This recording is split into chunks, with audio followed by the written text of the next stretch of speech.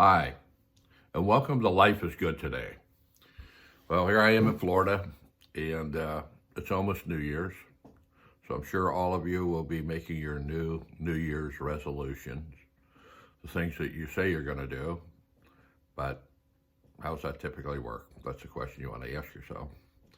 Years ago, I used to love it. My office, on the back window, I could look at a fitness place. I think it was Bailey's Fitness off of Reed Hartman. And January 1st, I used to love it. I'd look out the window and there would be 1,000 cars in the parking lot. There would be people parked on the grass, out in the street illegally. Everybody was showing up to work out. It was a new year. They were committed. It was unbelievable how committed people were to getting healthy. And then I would watch, and by March, you could pull up in the very front parking spot.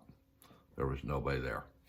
And I used to say, now I know how Bailey makes all their money. That's all those people who pay for memberships and only show up for 2 months and then get tired of it.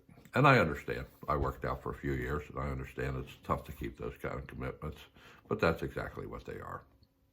And so I kind of got out of the old habit of these are my New Year's resolutions and started getting into daily, weekly, monthly kind of commitments. And that seems to work better for me. I used to tell people your life works in direct relation to the commitments that you make and keep. And so the accumulation of a lot of little decisions can end up to be a great life. And when I look at my own life, sometimes I'm amazed at all the stuff I've done because I learned the whole idea of 100% commitment and how to take the challenges of each day and see what I can do with that. And so that may be the New Year's resolution that's out there, is not to think of it as one big resolution, and then when that morning you don't feel like doing it, you failed. It's just say, okay, is this something I really want to do? And I can get recommitted here at any point. Or, if I've decided that this isn't that important, but what is important?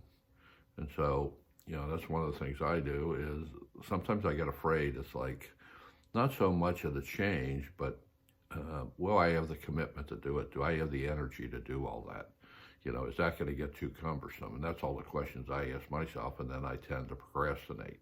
And so it's kind of that fear of, can I really do what I say I want to do? And is it what I really want to do? Because there are no guarantees until you start doing it. And then you learn like, oh, okay, this doesn't work for me, or I got to modify this. And so it isn't about making all the right decisions. It's about figuring out your decisions and figure out if they are right or not. And then are you 100% committed to it? And then keep pushing through to it.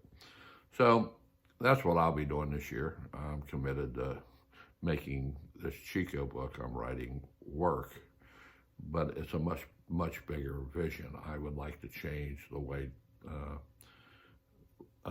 no-kill shelters work. Let's go instead of thinking that the no-kill shelter is the remedy, maybe there's a remedy above it. Maybe there's something we could do differently as a nation to change breeder habits, different things like that. A campaign to have dogs and cats spaded a couple times a year would slow it down. So things like that. So it's a bigger vision. But we'll see where it goes. That's kind of what I'm playing with right now. So life is good today. And if you're watching this video, Happy New Year. And I hope that you get to decide what's important to you, what isn't important to you, and that you have a great year. And that's it for me. I'll be talking to you next year. Happy New Year. Talk to you soon. Bye-bye.